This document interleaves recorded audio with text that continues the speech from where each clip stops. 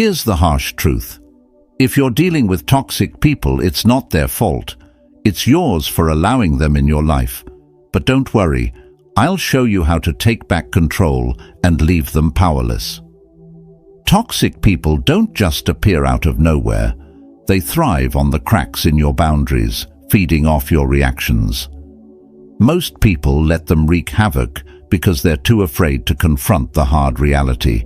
You can't fix them, but you can outsmart them. In this video, I'll reveal brutally honest and foolproof ways to handle toxic individuals, and by the end, you'll realize that your peace was always in your hands. 1. Forgive, but don't forget.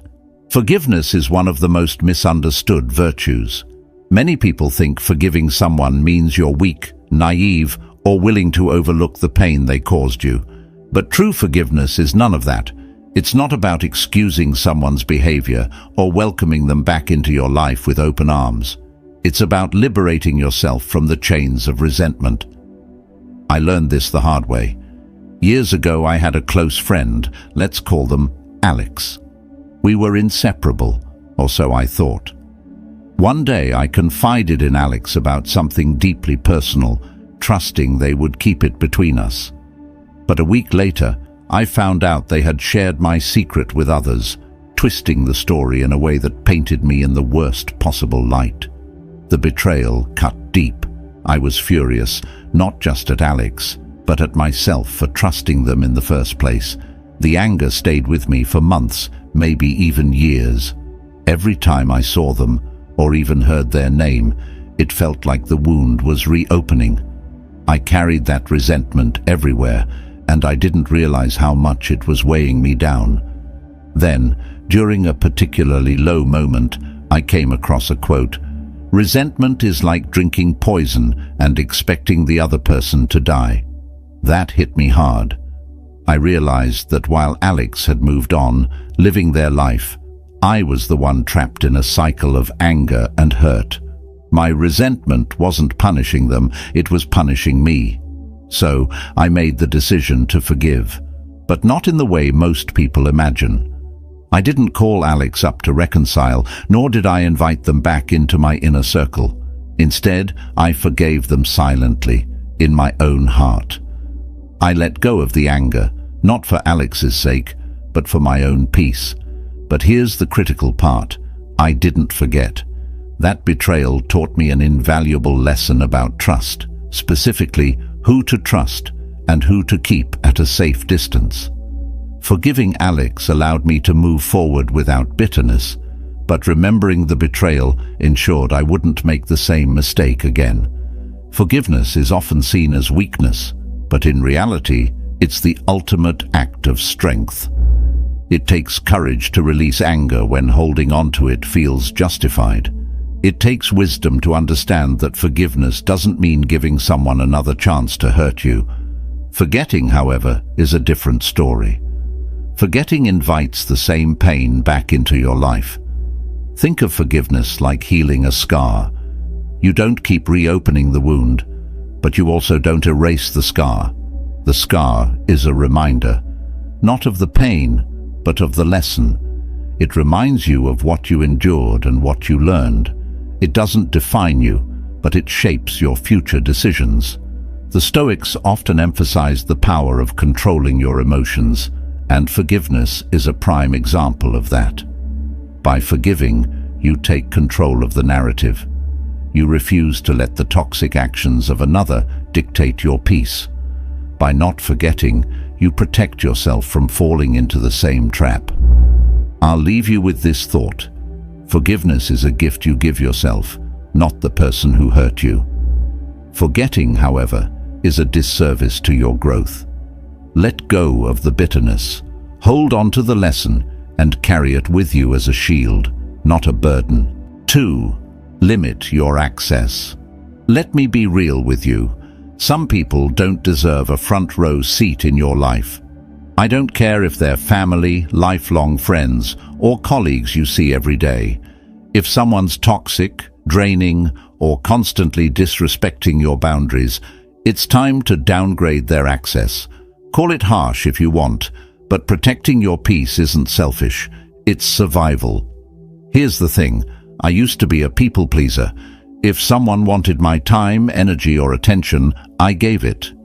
No questions asked. I'd stay on the phone for hours with a friend who only called to complain about their life, completely ignoring that I had my own struggles to deal with. Or I'd bend over backward for people who wouldn't even lift a finger for me in return. Sound familiar? It hit me one day, after yet another draining conversation with someone who seemed to think I was their unpaid therapist. I hung up, completely exhausted, and thought, why am I doing this? What am I even getting out of this relationship? That's when I realized, not everyone deserves unrestricted access to you. Here's where it gets controversial. Limiting access doesn't always mean cutting someone off completely. Sometimes it's about setting subtle boundaries they don't even realize you've put in place. For example, that friend who always dumps their problems on you. Start responding with, "Wow, that sounds tough. What do you think you'll do about it?" Watch how quickly they lose interest when you stop feeding into their negativity. Or take that family member who always criticizes your life choices. You don't have to argue or explain yourself. Just nod, smile, and keep your plans to yourself. Their disapproval loses power when they don't have the full story. I once had a co-worker who thrived on gossip and drama. Every time they'd corner me in the break room with, "You won't believe what so-and-so did," I'd casually reply, "Oh, I'm not really into office drama," and walk away. It was awkward at first, but guess what? They stopped trying to drag me into their nonsense. Limiting access is about recognizing that not everyone deserves a backstage pass to your energy and emotions. It's about creating layers, inner circles for those who uplift you, and outer rings for the energy vampires. And yeah, some people might call you cold or distant for doing this, but ask yourself this: do you want to be liked by everyone or respected by the right people? Here's the jovial part. Think of your life like a VIP club. You're the bouncer, and not everyone makes the list. The toxic complainers? General admission, if that. The drama queens? They can watch from the parking lot. And the people who truly value and respect you? They're in the VIP lounge with you, sipping the good stuff. Limiting access isn't about being cruel, it's about being smart. Your time and energy are limited resources. Don't waste them on people who don't appreciate them. Because here's the truth. When you start valuing yourself, the right people will value you too. And the wrong ones. They'll either shape up or show themselves out. Win-win. 3. Use humor to disarm them. Sometimes the best way to handle a toxic person is to not take them too seriously. Toxic people thrive on tension. They feed off drama, arguments, and conflict. But what happens when you refuse to give them what they want? Instead of arguing back, you crack a joke, smile, or play along just enough to deflate their ego. It's like popping a balloon. Suddenly, their grand performance falls flat. I remember a particularly toxic co-worker who loved to critique everyone. Nothing was ever good enough for this person. Work, outfits, even the way people drank their coffee. One day, they decided to comment on my unorganized desk in front of everyone. "Wow, your desk looks like a tornado hit it. How do you even find anything in this mess?" they sneered. Instead of taking offense or defending myself, I shrugged and said, "You're absolutely right. This is my creative chaos. Albert Einstein's desk was messier than mine, so clearly I'm on track for genius." The group laughed, and their attempt to embarrass me completely backfired. After that, they never bothered me about my desk again. Using humor disarms toxic people for a few reasons. It takes the power away from their words. When you laugh at their insults or jabs, you show them that their attempts to hurt you aren't working. It changes the energy of the interaction. Toxic people want negativity. Humor brings levity and unpredictability, which they often can't handle. It puts you in control. By staying calm and witty, you show that you're unshakable, which can frustrate them more than any direct confrontation. But here's the key. Your humor has to be light and clever, not aggressive or cutting. If your joke comes across as sarcastic or mean, it could escalate the situation. The goal is to make their negativity look ridiculous without stooping to their level.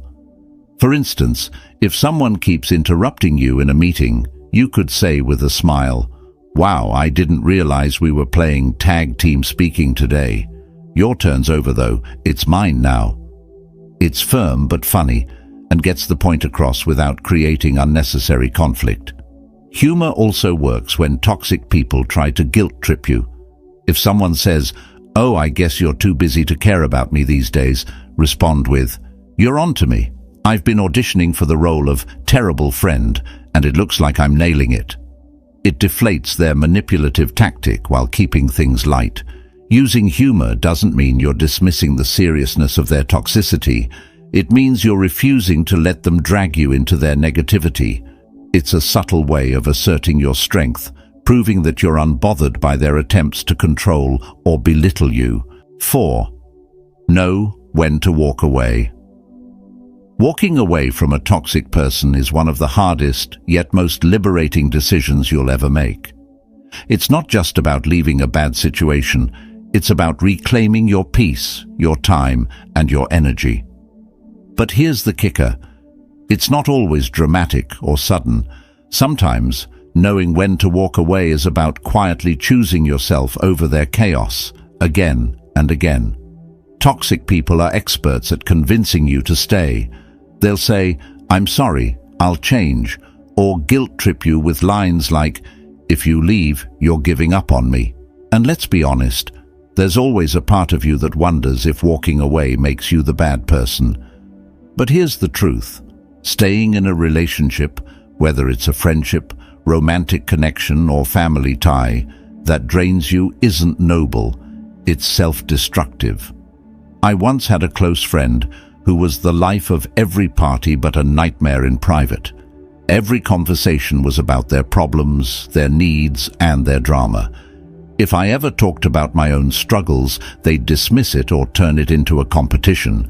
"Oh, you had a bad day? Let me tell you about mine." At first, I made excuses for them. They're going through a lot. They don't mean it. But as months turned into years, I realized I was pouring everything into this relationship and getting nothing back. The breaking point came during a crisis in my life when I needed them. I reached out and their response was, "That sounds rough, but I'm dealing with my own stuff right now." That's when it hit me. They weren't toxic because they were malicious. They were toxic because they simply didn't care. I finally decided to walk away, and while it hurt, it also felt like a massive weight had been lifted off my shoulders. Walking away doesn't always mean cutting someone off completely. It might look like reducing contact, stop answering every call or responding to every text immediately. Let them fade into the background of your life. Setting boundaries. "I'm not available to talk about this," or "I don't think I can help you with that anymore," are firm but respectful ways to step back. Emotionally detaching.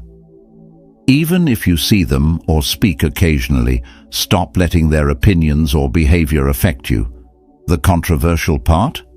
Sometimes walking away means leaving someone society expects you to stay connected to, like family. The idea that you must endure toxic relatives because they're family is outdated and harmful. Blood ties don't give someone a free pass to abuse, manipulate, or drain you. Walking away doesn't mean you hate them. It means you're choosing to protect yourself. Here's the deeper message. Walking away isn't an act of anger. It's an act of love. Love for yourself, your well-being, and the life you want to live. It's saying, "I deserve relationships that uplift me, not ones that tear me down."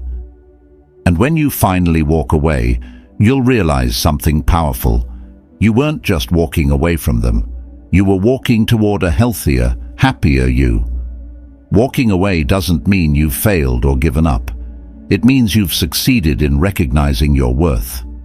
Toxic people often leave you feeling like you're too much, not enough, or somehow to blame. But the moment you step away, you'll start to see the truth. It was never you, it was always them. And the best part? Walking away gives you the freedom to fill your life with people who see your value and treat you accordingly. 5. Surround yourself with uplifting people. Dealing with toxic individuals can feel like trying to swim with weights tied to your ankles. You're constantly dragged down by their negativity, manipulation, or drama. The best antidote: surrounding yourself with people who lift you up. Uplifting people don't just bring positivity, they remind you of your worth, encourage your growth, and help you keep toxic energy at bay. Here's a simple truth: your environment shapes you. If you spend most of your time with toxic people, you'll inevitably absorb some of their habits, attitudes, or even their worldview. But when you're surrounded by people who genuinely want the best for you, something magical happens. You start to see the best in yourself. Think about this. Have you ever had a friend who makes you feel lighter after spending time with them? Someone who listens without judgment, celebrates your wins without jealousy, and challenges you in a way that feels empowering rather than condescending. Those are the uplifting people you